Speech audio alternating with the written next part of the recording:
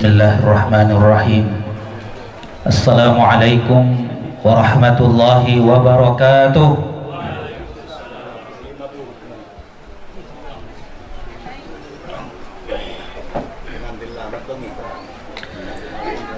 Alhamdulillahi rabbil alamin.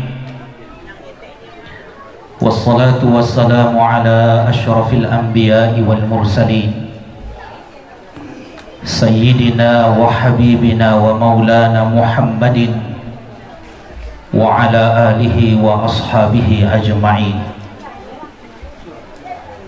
Qala Allah ta'ala fi kitabihil karim, a'udzu billahi minasy syaithanir rajim. Bismillahirrahmanirrahim. Subhanalladzi khalaqal azwaja kullaha mimma tumbitul ardu wa min anfusihim wa mimma la ya'lamun. Wa qala rasuluna al-mustafa nabiyuna Muhammadin sallallahu alaihi wasallam, an-nikahu sunnati faman raghiba an sunnati falaysa minni, man kana musiran falam yankih falaysa minni, atau kama qala Rasul sallallahu alaihi wasallam. Alhamdulillahi rabbil alamin. Segala puji kita panjatkan, kita haturkan kepada Allah subhanahu wa ta'ala, Allah yang telah menciptakan kita, Allah yang telah menganugerahkan kepada kita begitu banyak nikmat-nikmatnya, mulai dari nikmat kesehatan, nikmat kesempatan, nikmat umur, nikmat harta benda, nikmat keluarga, terlebih-lebih nikmat iman dan nikmat Islam.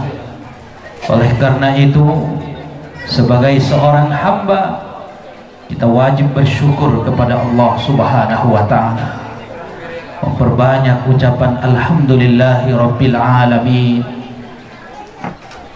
mengagungkan nama Allah subhanahu wa ta'ala, memuji kebesarannya, menyebut namanya dalam keadaan sepi maupun dalam keadaan kita beramai-ramai. Semakin sering kita menyebut nama Allah, maka semakin terdorong kita untuk mensyukuri nikmat-nikmat Allah subhanahu wa ta'ala.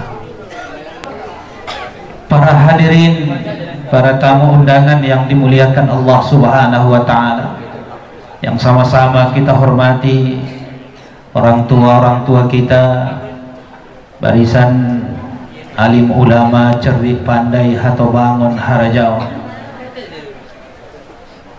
terkhusus terlebih-lebih untuk kedua keluarga kedua mempelai yang hari ini insya Allah merekalah yang paling berbahagia di antara kita. Mereka berbahagia karena hari ini mereka insya Allah akan menjalankan salah satu sunnah Rasul sallallahu alaihi wasallam, mengamalkan salah satu sunnah Rasul sallallahu alaihi wasallam. Kalau kedua mempelai mengamalkan sunnah Rasul dalam artian menikah. Adapun untuk kedua orang tua yang dimuliakan Allah, khususnya tua muadinda berdua, yang pertama untuk membangun rumah tangga itu, apalagi ini zamannya tidak mudah. Undang guna biar undang ya deh.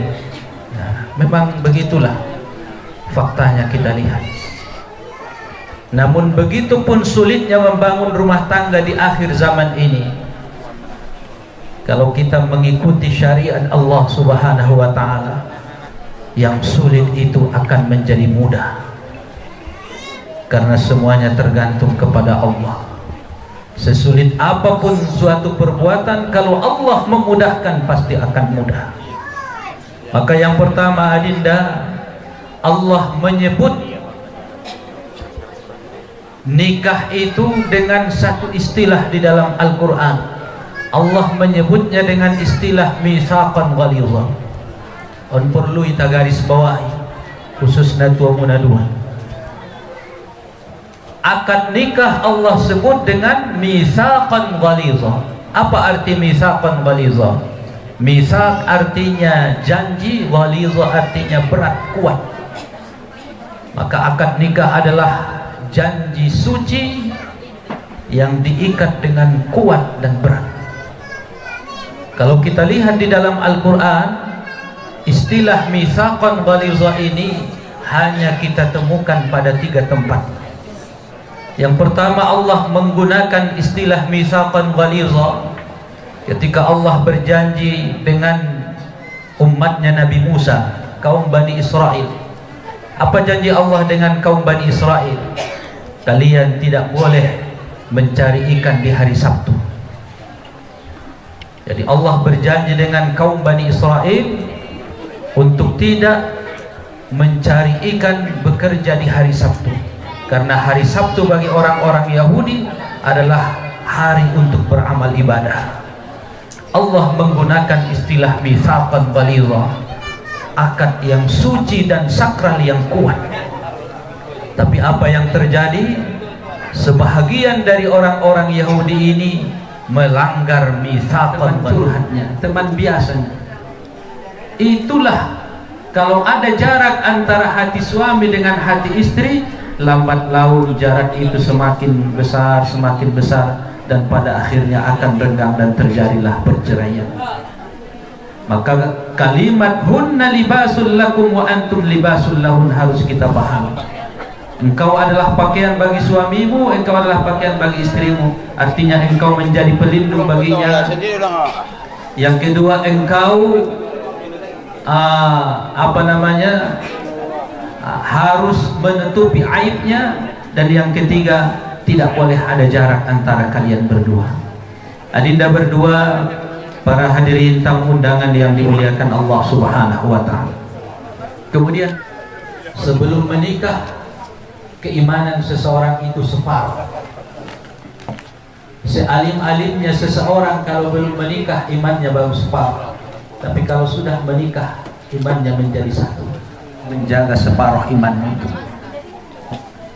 Seorang suami kalau dia tidak menjaga separuh imannya yang ada dalam diri istrinya, maka lambat laun separuh imannya itu akan hilang, akan pergi.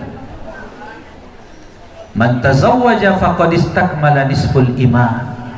Barang siapa yang sudah menikah maka sempurnalah keimanannya. Artinya suami istri harus saling tolong menolong, harus saling bantu membantu. Wal mu'minuna wal mu'minat ba'dhum in akhadta aqamtaha kasartaha. Perempuan itu tercipta dari tulang rusuk yang paling bengkok, dan tulang rusuk yang paling bengkok itu adalah yang paling atas sebelah kiri. Maka jika engkau ingin, apa isyaratnya adinda berdua, khususnya kepada pengantin laki-laki, bahwa perempuan itu Rasulullah isyaratkan tercipta dari tulang rusuk yang bengkok. Artinya banyaklah nanti bertanya kepada orang tua kita ini, pengalaman mereka bagaimana meluruskan tulang rusuk yang bengkok ini. Banyak mereka bagaimana cara mereka meluruskan tulang rusuk yang bengkok ini. Namun adinda berdua, berguru kepada orang-orang tua kita melalui pengalaman mereka tentu tidak cukup. Bergurulah kepada sang keputusan dua keluarga besar ini, suami istri itu harus berpisah, maka berpisahlah. Insya Allah perpisahan itulah yang terbaik. Insya Allah setelah berpisah itu akan mendapatkan jodoh yang lebih baik. Tapi apabila keputusan dua keluarga besar ini kalian tidak boleh bercerai, maka ikhlaskanlah niat, mulailah dari awal, rubahlah. Ini sudah baik, mulai tadi dari keluarga dekat, kemudian jiran, tetangga dan masyarakat, maka perbaikilah hubunganmu dengan Allah. Sebaik apapun hubungan kalian dengan manusia, kalau hubungan dengan Allah yang menciptakan, tidak ada keluarga yang bahagia di dunia ini kalau keluarga itu tidak sholat. Jadi salah satu kunci untuk meraih kebahagiaan dalam berumah tangga itu adalah sholat. Bagaimanapun keadaan, doa yang pendek yang diajarkan oleh baginda Rasul sallallahu alaihi wasallam. Karena kalau kita datang ke pesta ataupun walimatul urs, ada dua kewajiban kita. Kewajiban yang pertama, ikut menikmati hidangannya. Karena tidak disebut perkumpulan ini dengan walimatul urs kecuali ada hidangan yang dihidangkan di atas meja. Yang kedua, kewajiban kita kalau hadir ke pesta pernikahan adalah turut mendoakan kedua mempelai. Maka supaya kita doanya sebagaimana yang disebutkan dalam hadis Rasul sallallahu alaihi wasallam, barakallahu lakuma wa baraka alaikuma wa jama'a bainakuma fi khair. Sekali lagi sama-sama, barakallahu lakuma wa baraka alaikuma wa jama'a bainakuma fi khair. Semoga doa kita diijabah oleh Allah Subhanahu wa taala. Inilah mungkin para hadirin tamu undangan yang dimuliakan Allah Subhanahu wa taala. Mohon maaf apabila ada kesalahan, apabila ada kekhilafan, kekurangan, kata-kata yang tidak pas pada tempatnya. Yang benar itu datangnya dari Allah Subhanahu wa taala. Kesalahan, kekhilafan itu datangnya dari diri kami sendiri. Wabillahi taufiq wal hidayah. Nasrun minallah wa fathun qarib. Wa basyiril mu'minin. Wassalamu alaikum warahmatullahi wabarakatuh.